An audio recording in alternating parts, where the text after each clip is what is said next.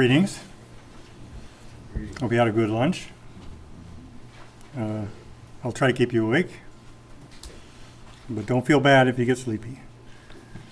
The goal here is to get through this with something that's useful to you. The topic I'm starting here is I start with a little bit of apprehension. We all volunteer for the topics we take and try to take ones that we would have an interest in. And this one seemed interesting to me, but I have to admit, goal setting. I'm not an expert at goal setting, so this was a learning curve for me. But what I want to start with and help us remember as we talk about setting goals in marriage is that we need to recognize our position in the grand scheme of things, that God created us all. We live and move and have our being in God. And we must remember God's sovereignty in our lives. He's the one who plans them. He is sovereign in the circumstances we live in. So we need to recognize that. Same way that Paul said in Philippians 3:14 that he presses toward the goal of the upward prize of the upward call of God in Christ Jesus. And James talks about making plans, and we'll talk about making plans, but the attitude we need to have is that if the Lord wills, we'll live and do this or that. So this is all in that context. So I'm going to talk, this is not a heavy doctrinal thing like we've had already. This is more of a tool, a marriage tool. It can be used in anything, but we're talking about the context of marriage, so it's a tool we're going to try to use in marriage. So when we talk about this, we need to remember that even though God is sovereign in our circumstances, there's enough regularity in our life, there's enough predictability that we can set goals to some extent. More or less, greater or lesser, just depends. So, but we just need to be willing to allow ourselves and allow our goals to be adjusted and possibly not going exactly as we had planned, and be willing to be okay with that. So let's talk about goals just briefly, just to kind of give an overview of them. They're directly connected with our value system because, and the things that we desire. It's because what are we going to set a goal to do? Isn't it to do something that we want to do, something that is part of what we value. So it's natural. It's natural that it's to have goals and then have values, and it's programmed into us to be able to think about and desire things and try to achieve them. And a goal is the way to do it. Everyone has goals. Whether, as I was thinking about this, everything we do, in a sense, is a miniature goal. Even to get from here to there is a goal. To drive from home to here was a goal. So in a sense, we have lots of goals going on all the time. But what I want to talk about here is some deliberate and planned goals. And of course, if we have goals, we're going to pursue them. Some consciously and some unconsciously, or intentionally or unintentionally. This topic is on intentionally setting goals. Let's define them. A goal, by definition, is an idea of the future or desired results that a person or group of people envision. And they plan and commit to achieving the goal. So people endeavor to reach goals within a finite time by setting deadlines. So there's three components here. We'll go into those components more. This is just an introduction. So in short, a goal is a tangible result of a vision that a person or group may have. So what goes into a goal? Now, this is again, we're not talking doctrine. We're talking kind of pragmatic, mechanical type of thing. I'm going to admit that right off. And some of this is my own concept of it. But it starts with a vision. In order to have a goal to get to something or do something, we need to envision it to begin with. So something in your mind's eye, I want to do this. Okay, so in order to do this, to accomplish this, you got to have some way to get it done. And I call that a process. A process involves a number of pieces. One of the pieces is a plan. To achieve the goal, you have to have a plan on how to get from to start to finish. And it's you could say it's a diagram, a list of steps, with details, resources. It's just commonly understood as a temporal set of intended actions. Okay, so a plan has steps. Step 1, step 2, step 3, so forth. These are the individual things you define that it's going to take to get from where you are to where you want to be, to fulfill the plan.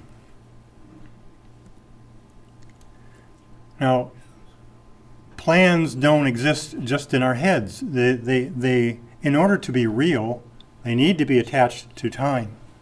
They have to have some form of timing.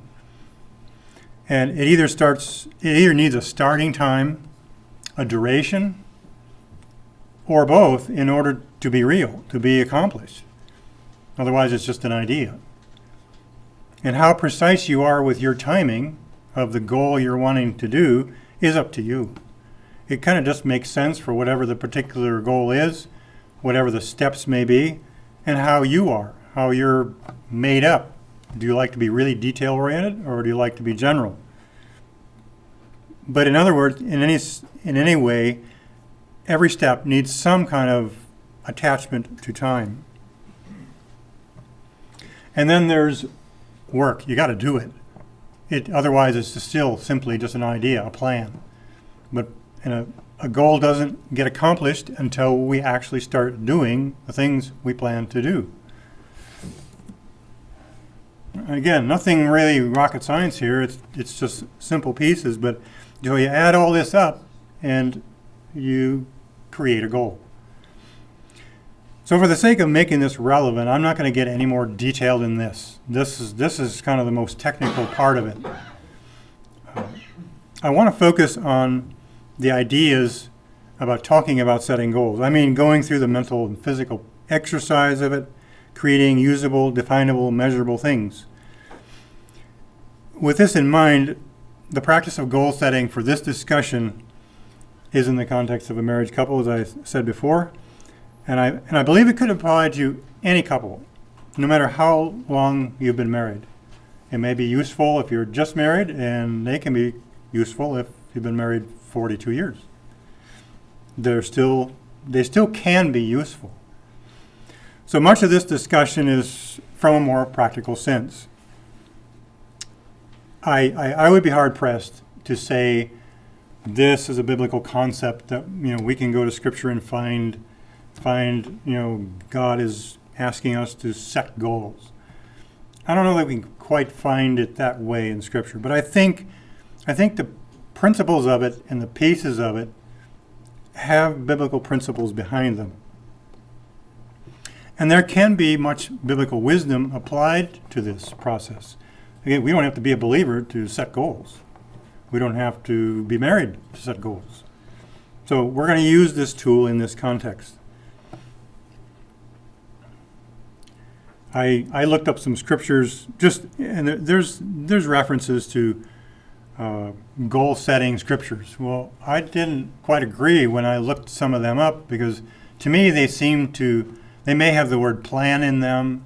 They maybe imply it, but so I just, right up front, I'm not going to present this as something deeply spiritual. But they have pros and cons, and I want to go over some of them. These are some of the things I thought of. Even as I think back in my life, my marriage, I just never thought of setting goals in a formal, technical sense like this. So it is a little bit of a stretch for me.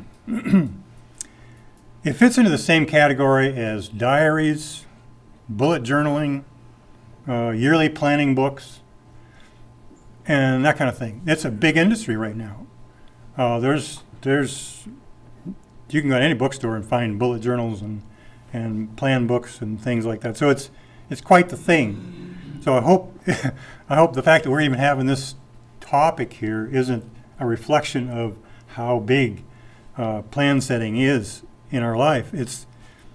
I think it's kind of coincidental. So I did a little bit of research, kind of put together something that made sense to me, and here it is for all of us.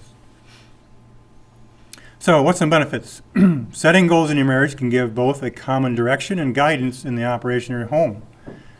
I would guess that these goals are going to be maybe practical things that you can do. And I'll go through a list of some types of goals, but they can be. I'm going to use can be quite a lot because it's kind of up to the individual and the couple and how you're natured as to whether this is going to be really a practical use for you. Goals can provide a structure and order in life. Even though all of us operate with goals, setting them in a more defined and thought out manner can help guide us in ways that make our path a little more clearer. They can represent our dreams.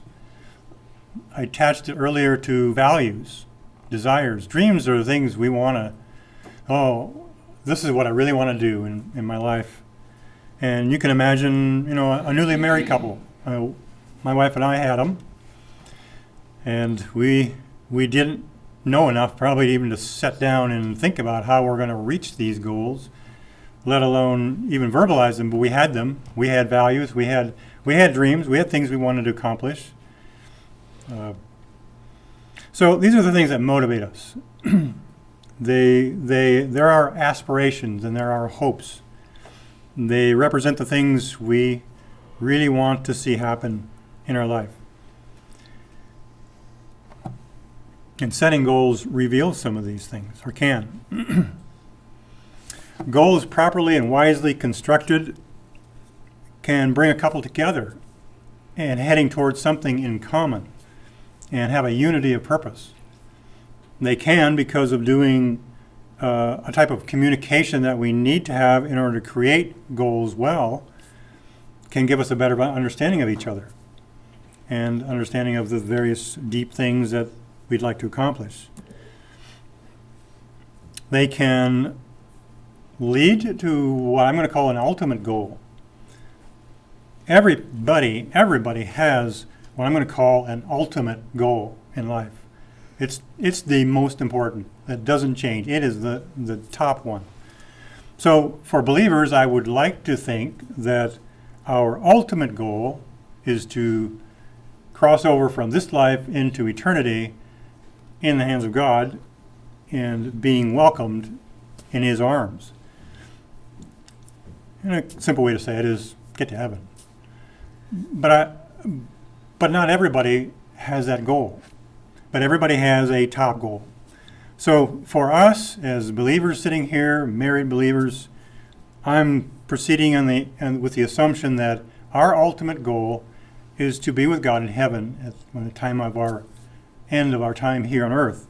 And so goals that we set, subordinate goals, need to mesh with that ultimate goal.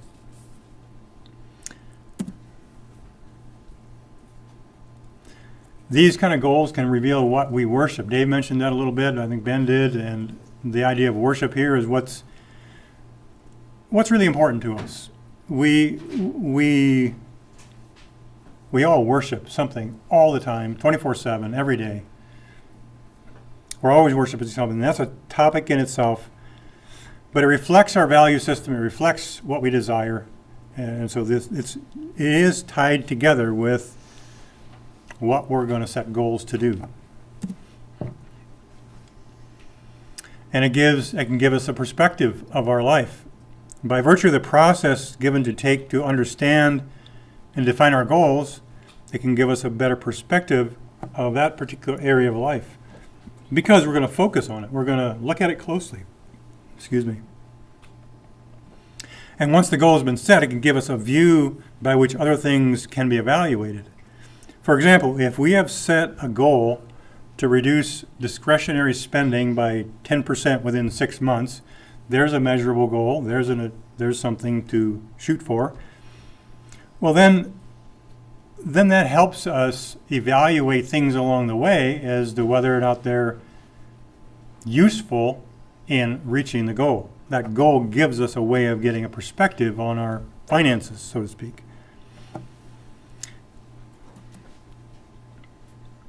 It can help motivate us. By sitting down and defining a goal, now it becomes something concrete we can put our hands on, think about, and that can help motivate us to keep us in that direction. And a final, more important benefit already mentioned is that communication. It can help us develop good communication skills because we got to talk about some touchy things in setting goals. We have to understand each other well in order to set a good goal. So the practice will require learning how to discuss and delve into various topics in life in a productive way. Now, I think there's some pitfalls to goal setting. Not everything we do in life is always up. We have some ups and downs. And goal setting, in my opinion, presents some of those too. All right. Some of the pitfalls, one of them is it reveals sensitive areas in our life to each other. Let's admit it, when two people come together to try to agree on something, it can uncover areas that we're sensitive to. The act of discussing and working to achieve common goals can bring up areas of life that are important, sensitive, and painful to us. These will be different for each person, and they'll need to be looked at in order to finish the process of setting the goals. And in all of this, it can make us vulnerable. We can get vulnerable to the areas that we're sensitive to or painful as we try to reach and try to discuss how to reach a particular goal.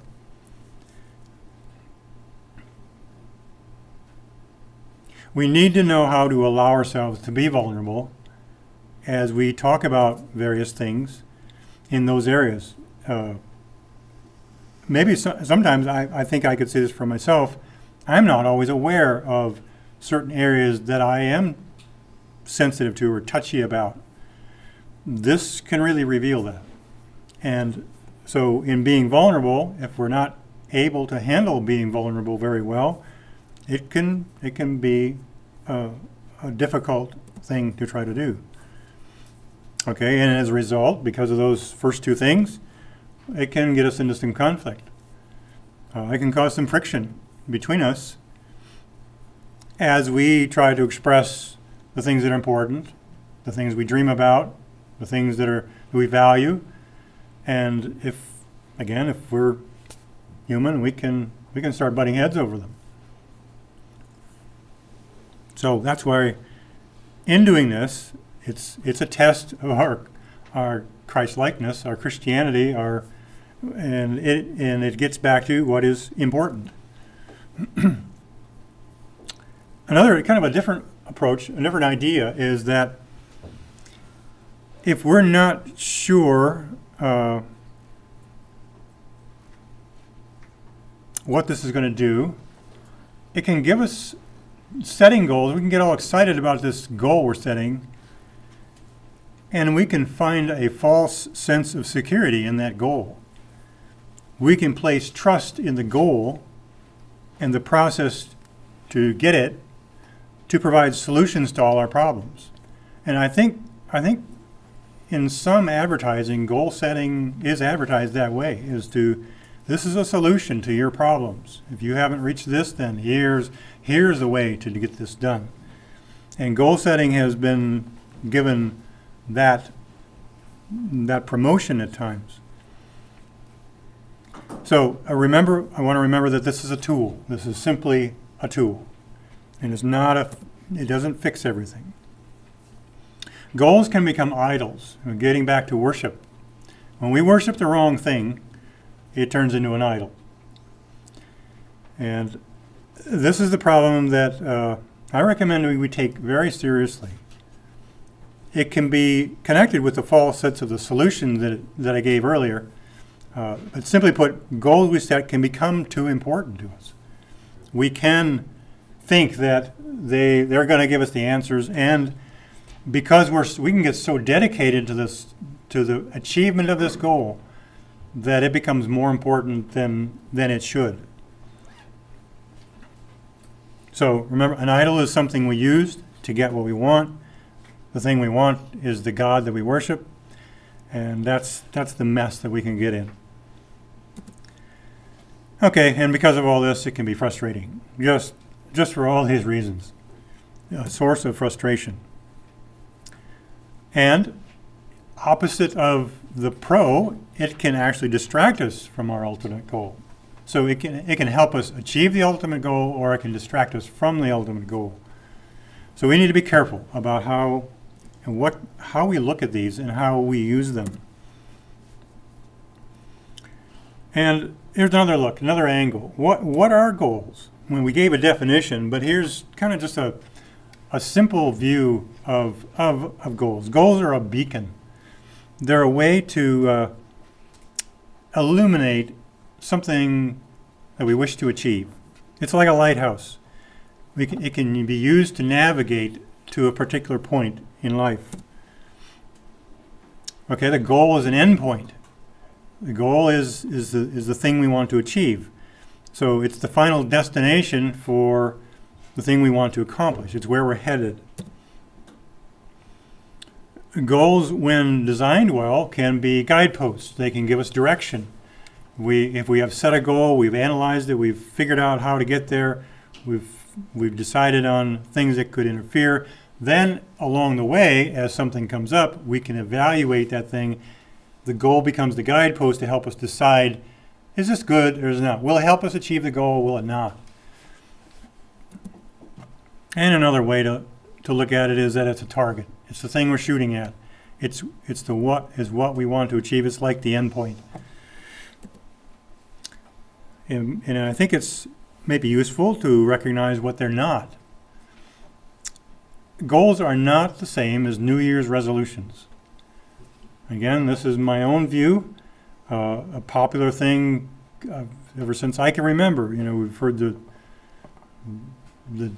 talk at the end of the year. Oh, what's your New Year's resolution? What resolutions do you have? But a resolution is a decision to do or not do a specific behavior. Suppose like eating ice cream before going to bed.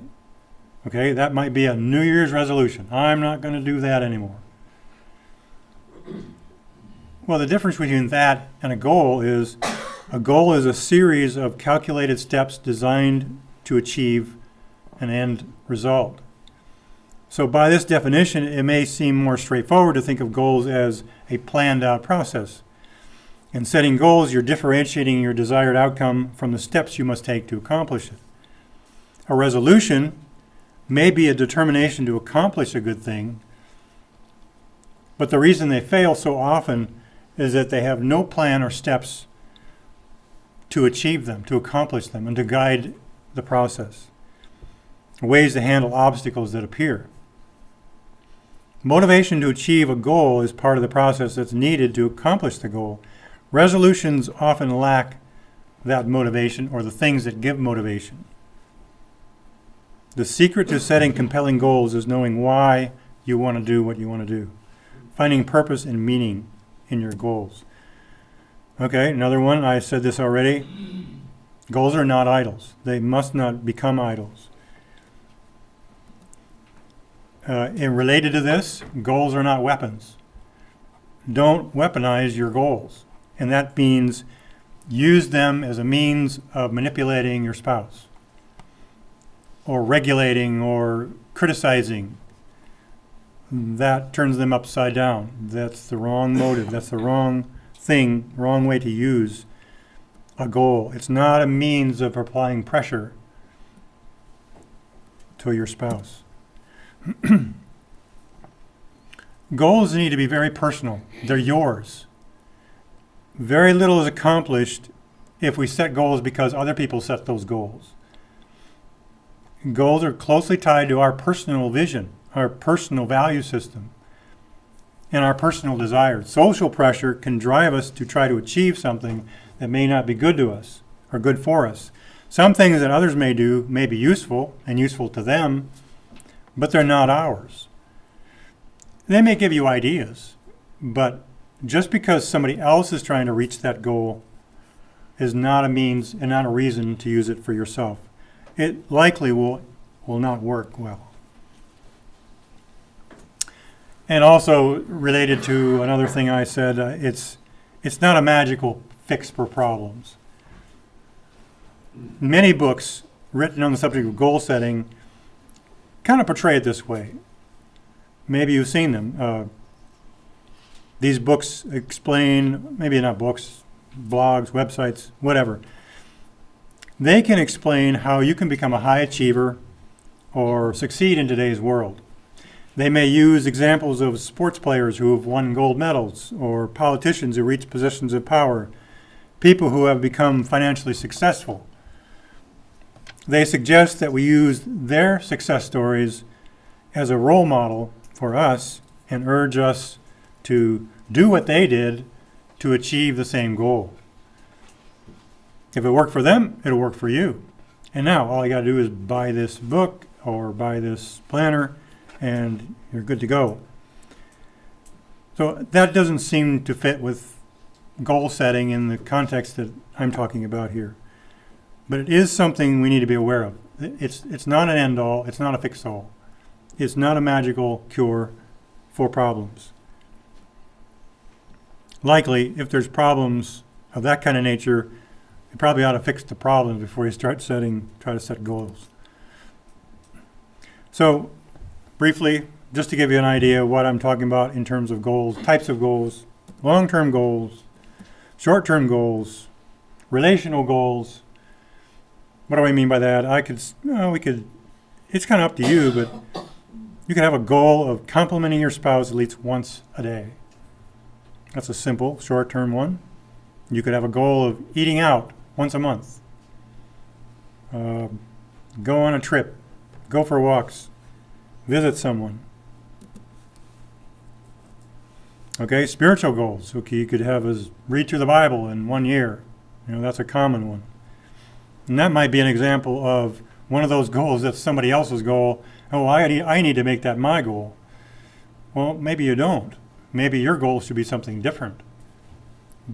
But it can inspire us, perhaps. Spend more time with God. Practice gratitude. Just, you make the list up. Personal goals. Maybe I need to lose 20 pounds within the next 6 months. And learn a new skill. Finish a project. Occupationally, maybe we need a new job. That would be a process. Start a home business. Be more productive. Reduce my hours at work. Okay? Educational. Could be, maybe you have some educational goals. Some have the goal of getting a nursing degree or finishing something else they started. Taking a counseling course. Financial goals. That's typically where a lot of goal setting gets used. And for good reasons. It's often a place where they need to be. Some of them could be become debt-free. Put aside 10% of the earnings. Give 10% of income to the church. Open a retirement account. Reduce discretionary spending by 10%. Develop and use a budget. And so on.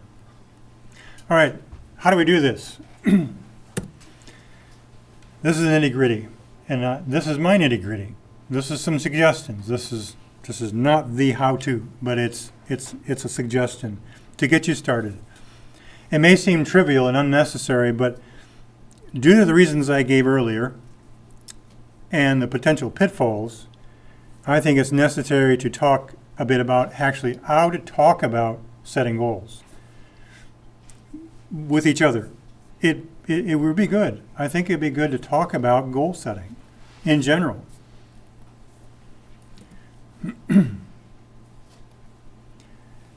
We need to practice Christian virtues in communicating and discussing goal setting. And this is a benefit. It could be a benefit this is a way to practice good communication. And before you jump into setting a goal, talk about why do we want to do this? Why do we want to set goals? What's the reason? What motivates us? That would have been really beneficial for my wife and I about 40 years ago. Even just the understanding of the idea to set goals would have been great, and then to understand what does it do for us? Why do we want to do this? Because one of the couple may be really equipped to do this kind of thing. The other may have a bad taste about it.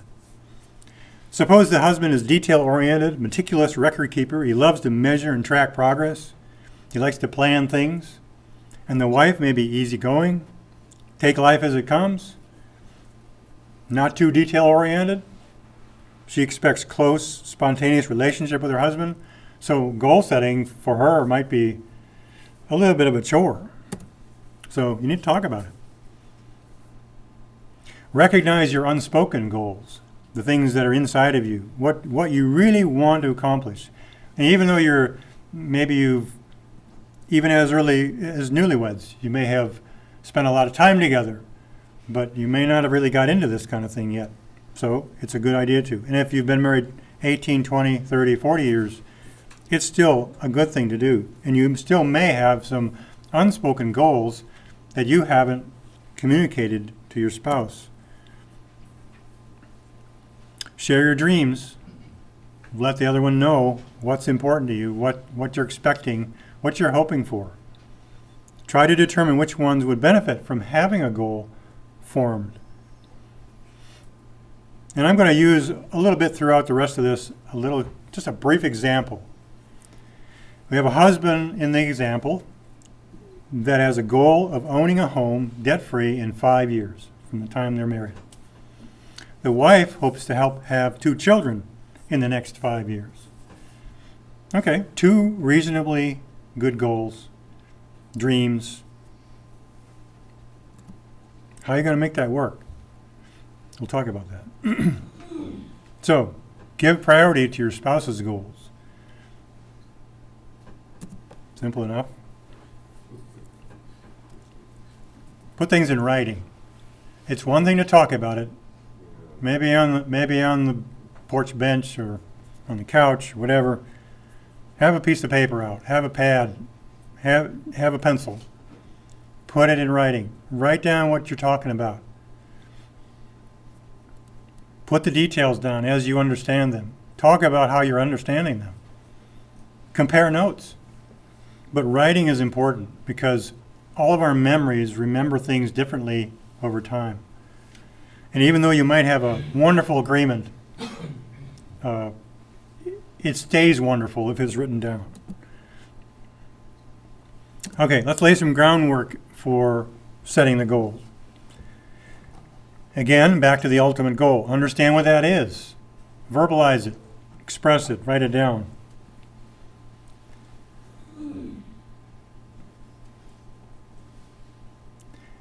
That can help sort out other goals that may sound good. They may be trendy and really be great, like reading through the Bible in a year. Talk about it. Is it something that you really need to do? Is it going to help you? Being debt-free, how does that relate to the ultimate goal?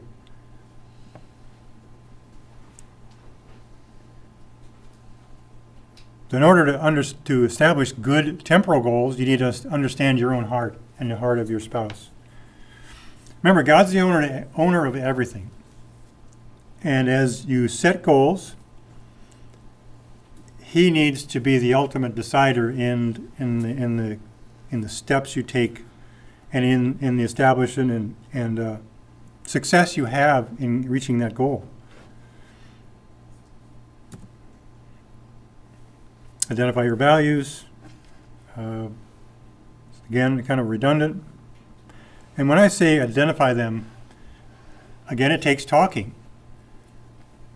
And sometimes you may not even be able to verbalize particular goals until you start talking about them, and it may help as to understand, I never realized that this has been a goal of mine, and now that we talk about it, I can see it, and that will help clarify as you go forward. And then brainstorm, meaning start creating lists of goals. Dear, why don't you list 5 goals that you'd like to establish? Where do we start? Let's sort of just jot down, 1 or 2 words to recognize that a particular goal. That'll give you something to start with, something to start fleshing out as you go forward. So we've done that part. We've made a list now, and perhaps you've sat down and talked about it enough, and you come up with a particular goal. You've finally decided on one. You need to design it. This could have been included in groundwork. What's the motivation? And that relates to values, relates to dreams. Why is it important? Why is this particular one important? And the wife and husband may have different motivations related to your ultimate goal. Okay, getting back to this example I mentioned, the goal of owning a home debt-free in 5 years, having 2 children in that same time. How does owning a home relate to the ultimate goal? How would having children relate to that goal? Now, we're not here going to answer that question now. This is the type of questions you need to ask each other and ask yourself as you're figuring this out, as you're designing the goal. How do they reflect how you view the Bible? Maybe it shows what's important to you. How do you look at what the Bible says about being fruitful and multiplying? How does it relate to family planning? You need to discuss that. You need to understand yourself and each other. Okay, as you design a goal, make it realistic. We can make some really grand sounding goals and really good ones, but they need to be realistic. And that can be hard to really figure out because you're going to just guess. You're just going to have to guess, but at least think about it. For example, suppose the goal is you have a $100,000 mortgage in your home, your farm, and okay, we're going to have a goal of being debt-free in 5 years. But I only make $30,000 a year. How's that going to work? Now, technically, 30,000 goes, that's three and third year. But you got to eat, you got to pay the mortgage, utilities, and whatever else you're paying for. So think about that. Think realistically. Can you really do that? There's tools to figure that kind of thing out. But what if this is in another area?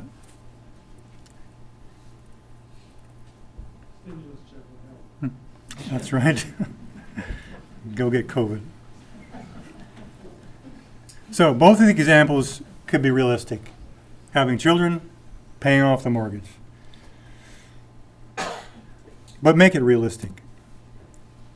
Make it agreeable. Again, don't turn it into a weapon. Don't make it an idol. Make it something mutual. It makes it more enjoyable for both if it's a mutually agreeable goal.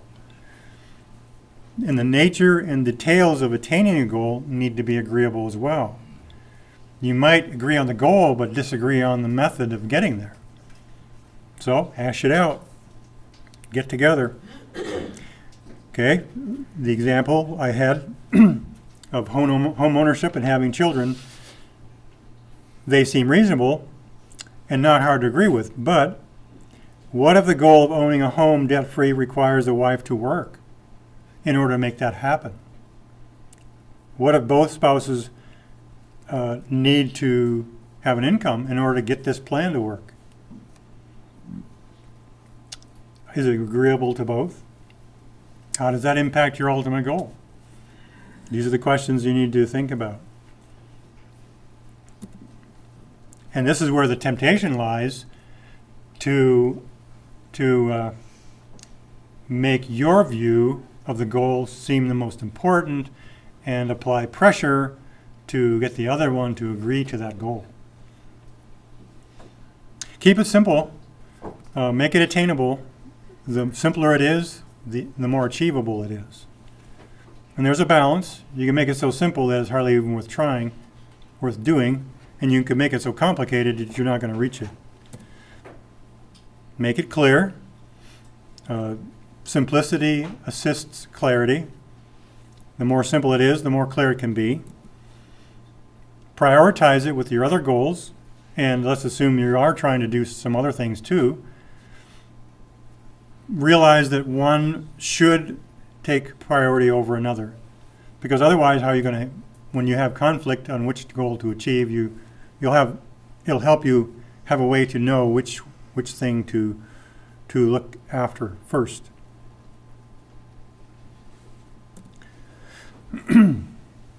And also consider the consequences. This may seem odd, but it falls into the category of counting the cost principle. Try to think through the possible ramifications of either trying to achieve the goal or what happens if you actually do achieve the goal.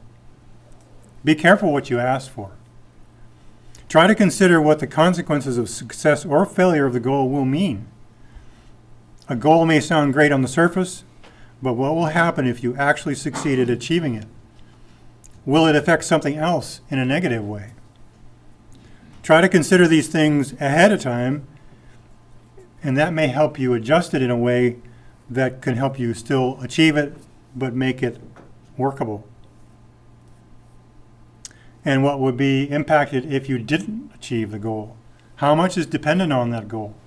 How much how many other goals are related on achieving this goal? What'll happen? Think about it. Try to think through 3 steps. Think ahead. What's going to happen? It's not possible to predict all the possible ramifications, but if you at least start and try, you may think of a few. And, ironically enough, if you ask God, He might help you too, because that takes wisdom.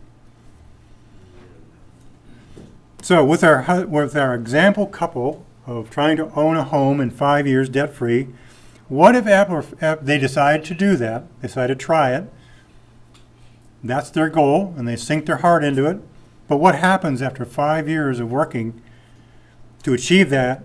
They have not been able to achieve it. 5 years later, they do not own their home, and now 5 years have passed, and they don't have the children they could have if they'd taken that goal. Could that cause conflict? Could that cause some difficulty?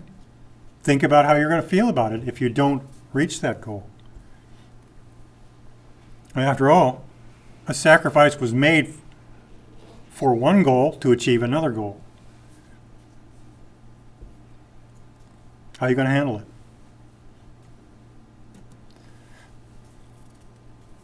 And another thing is, try to anticipate obstacles. This is hard because it's trying to predict the future, but some things can be seen.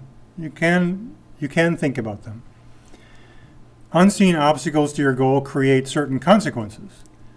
If you can predict and anticipate possible hindrances and obstacles, you may be able to be more wisely construct your goal and the process you use to get there.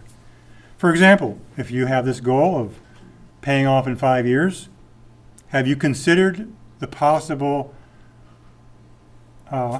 would you have considered COVID? and the economic impact that might have. Yeah, it brought in a few bonus checks, but what if you were, well, let's see, what if you were in the restaurant business? That would not have been good. That would have impacted your goal. Now, if you were a construction worker, that would have impacted your goal probably in a positive way. Just those kind of things you need to think about. What if you get injured? Okay, what will we do then? Health and so forth. So, how do we make a goal? What do we do to set a goal? Here's some thoughts. So you think about it, you try to predict, try to anticipate, you've done all that stuff. So what goes into it?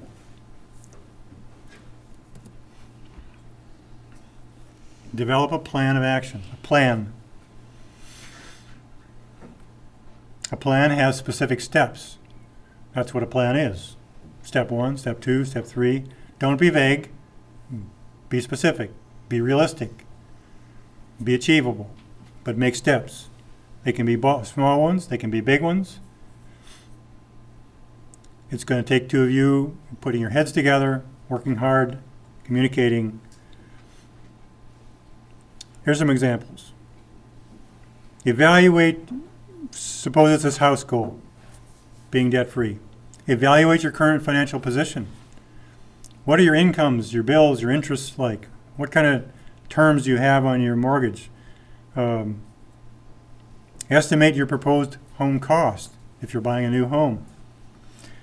Budget. Determine your monthly savings to target in order to achieve the goal. How much is it going to take to do this? Evaluate your current possessions to see if any of them could be sold to help. Establish a budget. These can all be steps to take. Turn them into steps. That makes them concrete, tangible, and achievable.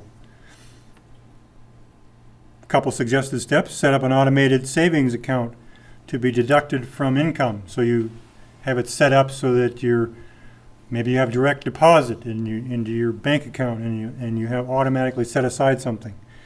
I don't know, just ideas. Is there supplemental income needed? If it is, take steps to achieve it. And then that becomes a secondary goal that has its own process and steps and timing. Are there smaller bills that could be paid off? Make steps to do that. Pay off the little ones so that income can be used then to pay off the bigger ones. That's similar to what Dave Ramsey suggests in what he calls the snowball effect. You may also have the idea that, I should pay the biggest one off first, and that'll give us the biggest amount. It's just an example of what you need to do, to think about. Okay. You need to have steps that are measurable. While the goal doesn't necessarily need to be measurable, the steps to achieve the goal should be. The goal can be kind of intangible, but the steps to reach it are tangible. It doesn't necessarily need to be measured in numbers, but each step should be able to be measured in some way. At this point, the more clearly you can define the measurement, the better. That way, when you're in the midst of working it out, you'll have a defined way to know your progress. How can you know how you're doing unless you measure how you're doing?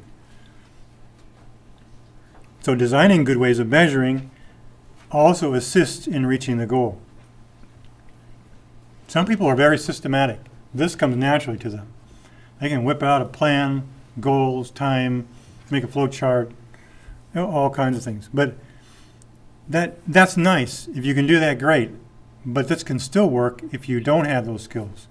You can still be simple. It's simple enough to make steps and to put time to them. That's the basic. So don't be intimidated if you don't have the mathematical skills or the analytical skills to do that. You can still do it. And if one of you two have that skill, you have all the more ahead. Some thrive in systems like this and some don't. So some don't. So take care to, again, be attentive to each other. What each of you would like, which of each of you are agreeable to, and come together on them. In the example we gave, the home goal may take a bit more planning, a bit more resources, a bit more specific steps to achieve. If you decide to not take that goal, but take the goal of having 2 children in 5 years, that probably doesn't take as many steps planned. But there are probably some things you ought to consider in that goal, even financial, even emotionally. And how you understand the Lord to feel about it. And the way to measure that could be as simple as counting the children. So time is another factor that's needed in your goal, in your steps in your goal. I mentioned that already. If a goal is time related, you can get it done. So the next step then is make it happen. Just got doing it.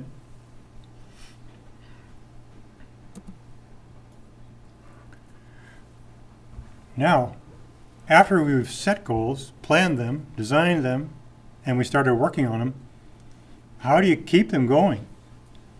That's a challenge.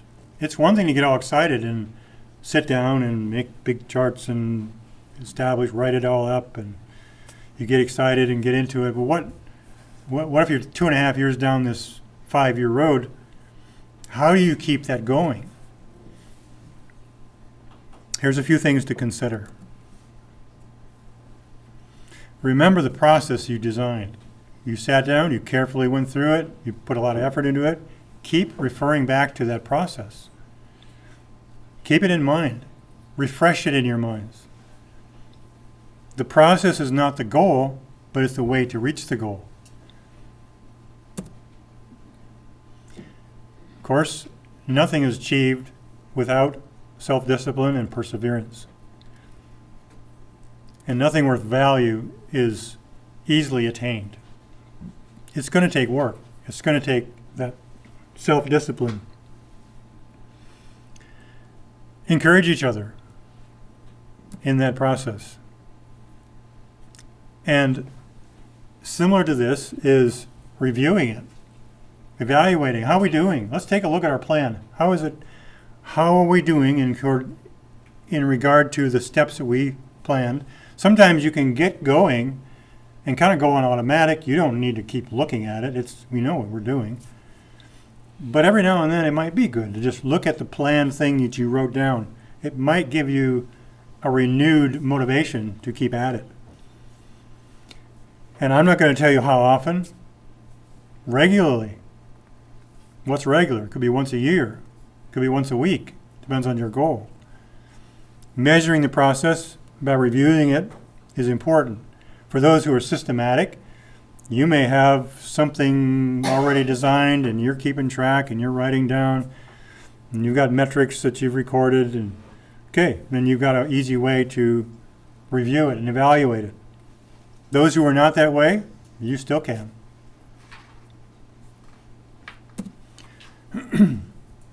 Also, as situations change and times change and people change, maybe along the way some adjustments need to be made. That's the beauty of some good goal setting, is the fact that it can be adjusted, that it can be modified. It makes it flexible. Don't confuse the goal with the process of reaching the goal.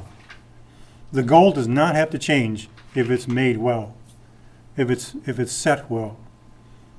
It doesn't have to change a bit. What might change is the process and the plan to get there. It's okay to make modifications to the process. That's actually healthy because it keeps the goal alive. Life is a learning process. Good goals don't need to be changed, but the process may be. Because as we go along, we're learning. Okay, 2 years ago, we might not have thought of a certain, even though you tried, You thought of things, situation might change, sit down and address it. So in the example I gave of owning a home debt-free in 5 years, they may find that they need 10 years to accomplish that goal. The goal is still the same. I mean, we've modified the time frame, but the goal of being debt-free is still there. That's not wrong. That's not bad. The goal will still stand. And the importance, the value of it is still there. But the timing might need to be adjusted. Or something else might be. Income level, expense level. However, you also need to reevaluate it in terms of the priorities you've made for that goal. It may have seemed worthwhile to wait 5 years and focus on being debt-free, but it may look totally different if you realize we're not going to achieve it in 5 years. So maybe to change that goal. And maybe realize that that does need to be put off. Maybe that goal still can be there, but maybe now it's 20 years away. That's part of what I mean. It's just you may need to adjust. You need to give grace to each other for failures. Goals don't fail. If the goal is set right, it never ceases to be a goal. It's possible to fail, though, to reach one of the steps along the way. That can be a cause for conflict if we're not careful. A goal is something that remains to be a light to follow, even though we may have temporarily deviated from it or temporarily stumbled along the way. Something came up and prevents us from moving forward. But if you see something failed, give grace for it. Don't let it wad you up. Move on. Hash it out. Make it a challenge. Make it motivate you. We can do this. We can get around this. We can find out how to get this accomplished. Make the necessary corrections and get back to work.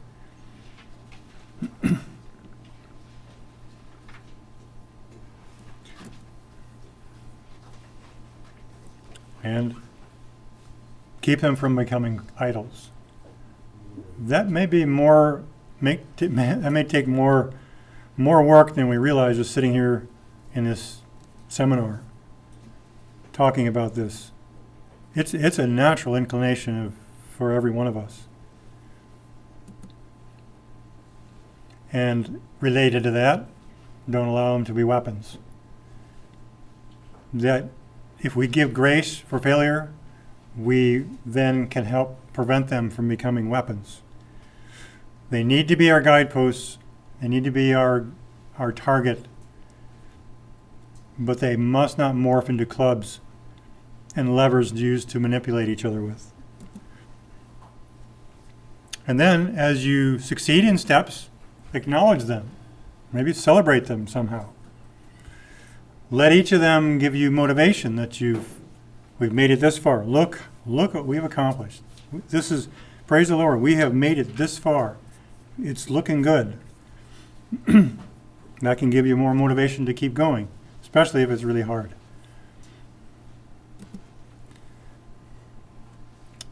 And occasionally, mistakes are going to happen. Don't let it be a discouragement, but they're going to happen. Here's a few things that we can judge wrongly. Maybe we have not been realistic. You tried to be, but what happens if we make too big of a goal? We cannot make it. We're thinking too big. We're too enthusiastic. So the goal for getting the house paid off in 5 years may have been too big for their current situation in life. They may have really overlooked what realistically it was going to be. Again, could have made it too fast. Good goal, but we tried to do it in too quick of a time.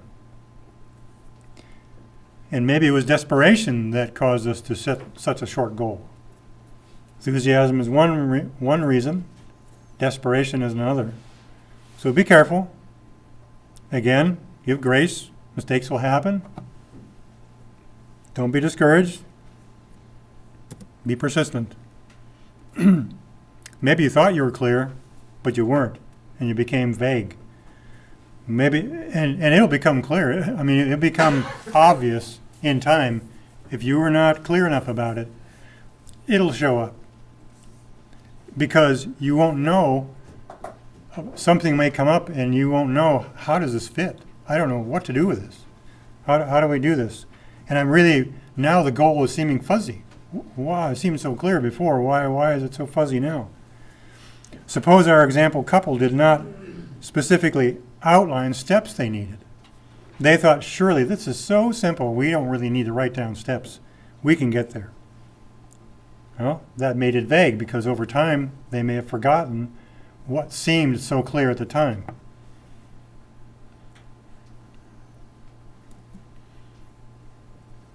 And like anything else, if you get really excited about something, you can overdo it. You can try to have too many goals. You get really excited. Hey, this is fun. Let's plan this, and let's do this. Let's have this as a goal, and this is a goal. Of course, we'll prioritize them, but still, you can set too many that can overwhelm you.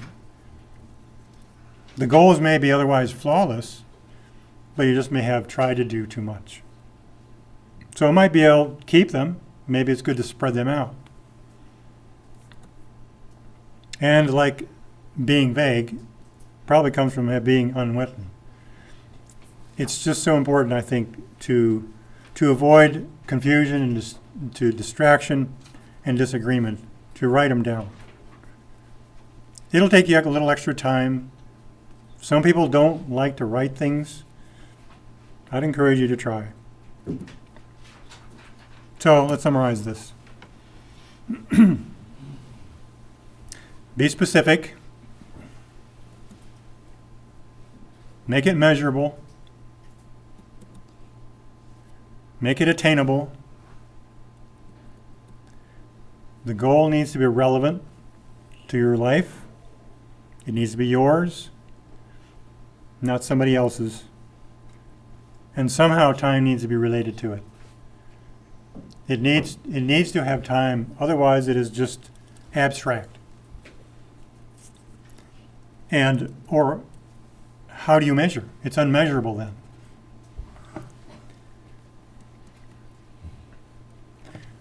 This is kind of quick, and like I said, this is simply a tool. It may be helpful, and you wouldn't have lost anything if you walk out of here and forget it. But I will share this. I felt that in order to even stand up here and present this to you, we needed to try it. It wasn't our thing before this, but I think we were fairly impressed, and we set one goal, and we listed about 4 or 5, and we decided, okay, let's do this one goal, get it done, and we'll go to our next list. And we did all these steps. We planned it out. We set down the steps. We steps within the steps. Tried to put a time to it. And I was surprised. I guess I kind of liked it. I was surprised at myself. And maybe you will be too. So thank you for listening. I think you all stayed awake. Congratulations. God bless you.